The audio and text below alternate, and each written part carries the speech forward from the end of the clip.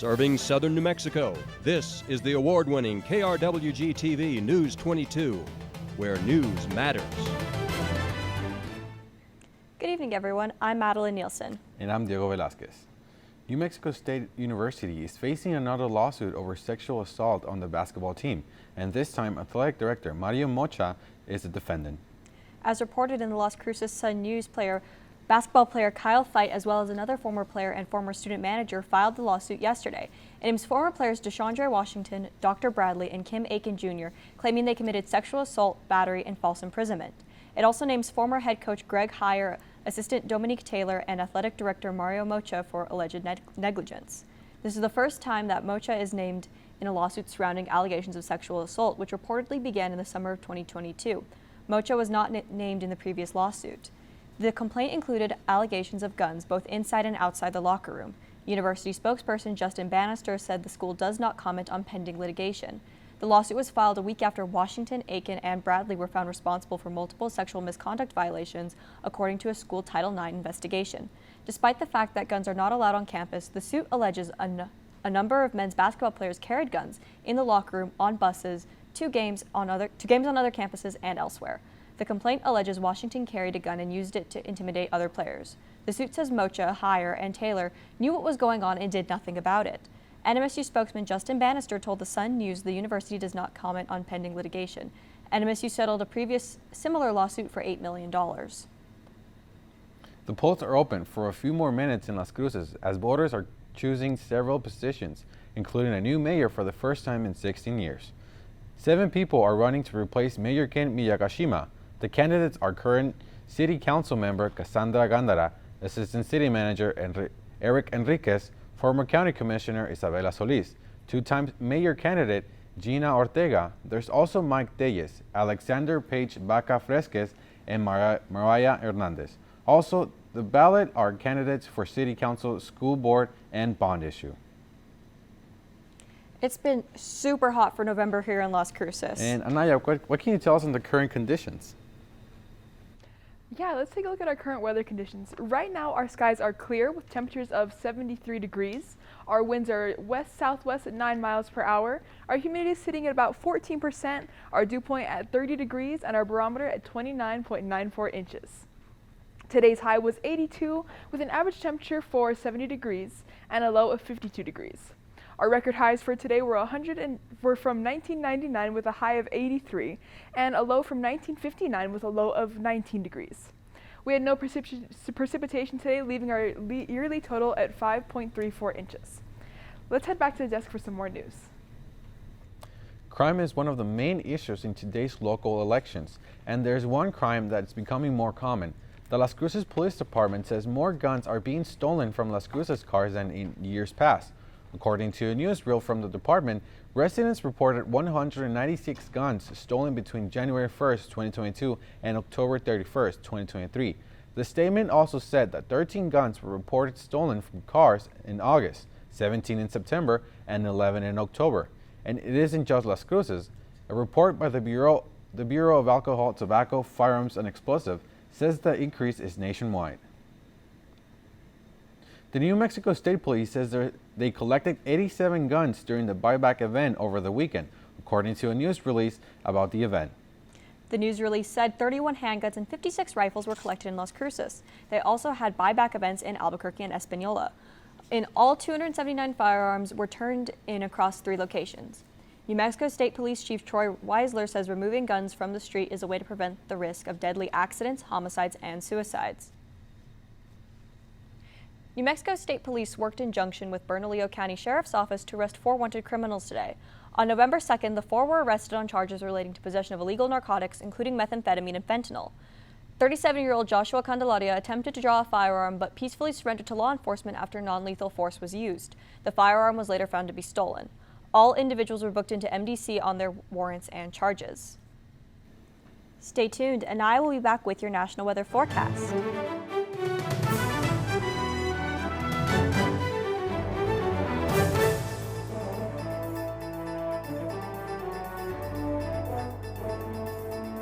Welcome back. You're watching News22 Tuesday, where news matters. Agriculture is a big part of NMSU and New Mexico, and AG Day is a way to raise awareness for it. This weekend during the homecoming tailgate, NMSU held Ag Day booths covered the lot holding different activities for people to learn about agriculture. And they also had tractor rides for the kids.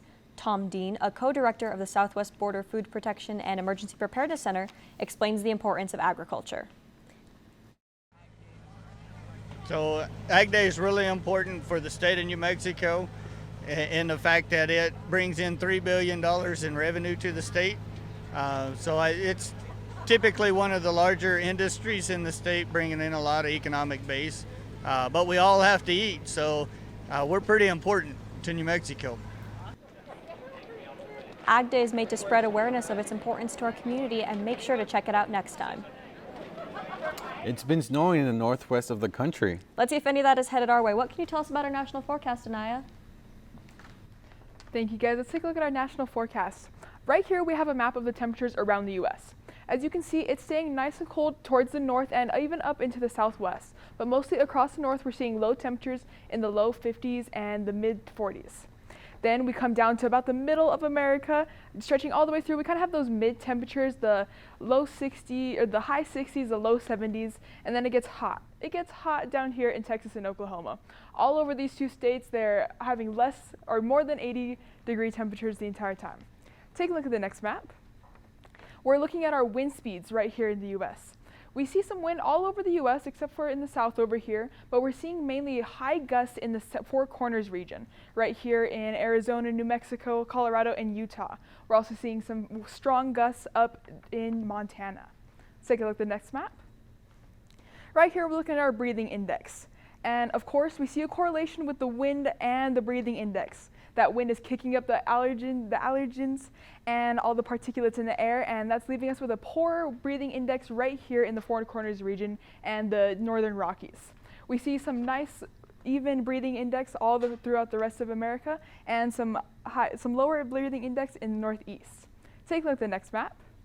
We're looking at that snow that they were talking about. We are seeing some snow in the northwest of the United States and a little bit up in Minnesota. We're seeing some heavier snow in Wyoming, which is typical of that area. Don't go anywhere. I'll be back with your local forecast.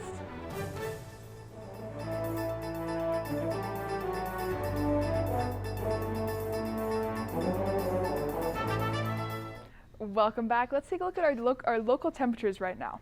In Farmington, it's about 65 degrees, Gallup 61, Santa Fe 62, Albuquerque 67, Clovis 72, Socorro 69, Ruidoso 64, Roswell still pretty hot even though the sun is down at 78 degrees. Right here in Las Cruces, we're sitting at 74 degrees, and in Deming, they're seeing 76 degrees.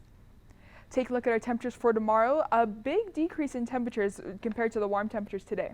Farmington is going to have a high of 59 tomorrow, Gallup 60, Santa Fe 61, Albuquerque 68, Clovis 77, Socorro 75, Ruidoso 66, Roswell 88, Las Cruces 81, and Deming with a high of 79 tomorrow. Taking a look at Alamogordo for tonight, they're going to have clear skies with a low of 53. Tomorrow they're going to have mostly cloudy skies with a high of 79. Truth or Consequences, we'll see clear skies also with a low of 51 and bright sunny skies with a high of 80 tomorrow. Tonight in Silver City, again clear skies with a high of 60 with a low of 46 degrees, and tomorrow clear, bright and sunny skies with a high of 70. And finally in Las Cruces tonight, we'll see clear skies with a low of 52, and tomorrow we'll have a high of 81 with nice bright sunny skies.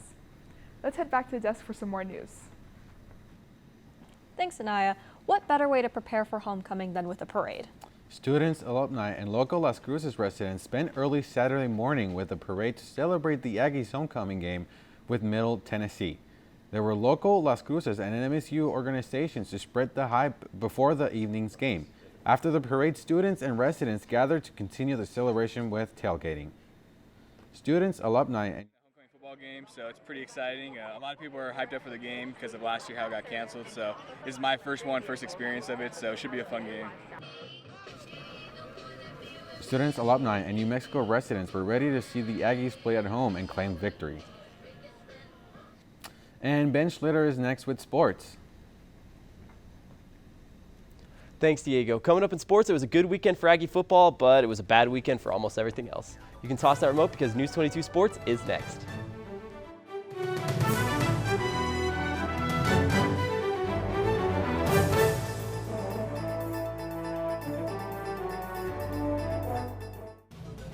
This is KRWG-TV News 22 Sports. Welcome back. I'm Ben Schlittler, and let's talk sports. NMSU soccer's chance at an NCAA tournament bid unfortunately came to an end this weekend as Liberty snuck past the Aggies to win Conference USA. NMSU and Liberty both quickly put a goal on the board, and from there, both sides' defenses wouldn't let up. Loma McNeese came within inches of sealing it in the 58th, but it just barely got punched away by the goalkeeper. In the end, with 4 minutes to go, Liberty striker Sadie Holland booted in a goal that just snuck beyond the line to win it 2-1, a heartbreaking end to an otherwise otherworldly season for NMSU. NMSU men's basketball finally got underway last night, taking on ranked Kentucky on national TV. Unfortunately, that's where the positives end. After a decent first half and an early 6-2 lead, Kentucky roundhoused NMSU in the second half, outscoring them 68-46. Only one Aggie had a shooting percentage above 50, and Kentucky's DJ Wagner was a defensive ace for the Cats, keeping the Aggie guards to a mere 30% from the field. The NMSU has a shot to rebound tomorrow at the Pan Am against Sul Ross State. The Las Cruces Bulldogs snuck into the 6A playoffs after a sluggish start, but this past weekend they proved that they were no slouches as they blew the brakes off of Los Lunas in round 1. The Bulldogs scorched the earth against Los Lunas in a game that was over by halftime. The 42-7 win sets up Cruces with a rematch against Centennial, and the Dogs will be out for revenge after their Halloween weekend loss. Taking a look at the rest of the tournament, Farmington was able to pull off a huge upset against Volcano Vista, clipping the Hawks' wings and forcing 3 picks. The second round kicks off this weekend. That's all for sports tonight. Join us for more sports action tomorrow. Still ahead on News 22, Anaya will be back to take a look at your 5-day forecast.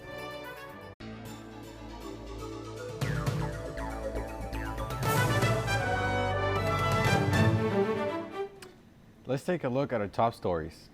The New Mexico State University is facing another lawsuit over sexual assault on the basketball team, and this time the athletic director Mario Mocha is a defendant. And students, alumni, and local Las Cruces residents spent early Saturday morning with a parade to celebrate the Aggies' homecoming game against Middle Tennessee. Let's see how our current weather conditions are going to look for the next few days. Anaya, what can you tell us of the next weather? Taking a look at our 5-day forecast, we have mostly sunny skies on Wednesday with a high of 81 and a low of 46. Thursday, we're seeing mostly cloudy skies with a high percent chance of rain, with 55% chance of rain, with a high of 67 and a low of 42. Friday, mostly sunny with a high of 63 and a low of 36. Saturday, sunny skies with a high of 67 and a low of 38. Sunday, we're seeing mostly cloudy skies again with a high of 71 and a low of 46. Let's head back to the desk. And that's all from News 22 Tuesday. Thank you for joining us tonight. Tune in tomorrow night for more news. I'm Madeline Nielsen. And I'm Diego Velasquez. And from the whole News 22 team, Madeline, Anaya, Ben, and myself, good night.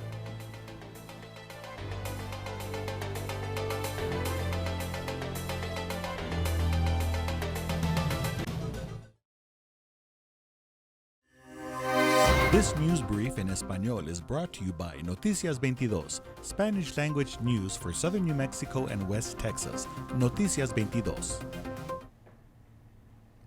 Buenas tardes, les saluda Zaira Sánchez con las breves de hoy en Noticias 22. La Universidad Estatal de Nuevo México enfrenta otra demanda por agresión sexual en el equipo de baloncesto y el departamento de atletismo. Y esta vez el director atlético Mario Mocha es un acusado. El exjugador de baloncesto de NMSU, Kyle Fight, así como otro exjugador y el exdirector estudiantil presentaron ayer la demanda.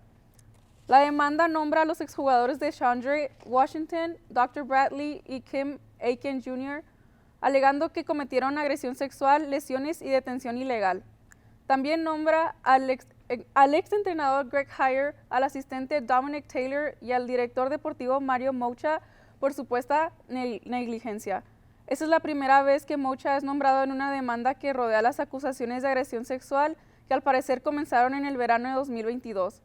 La demanda incluye acusaciones de armas tanto dentro como fuera del vestidor.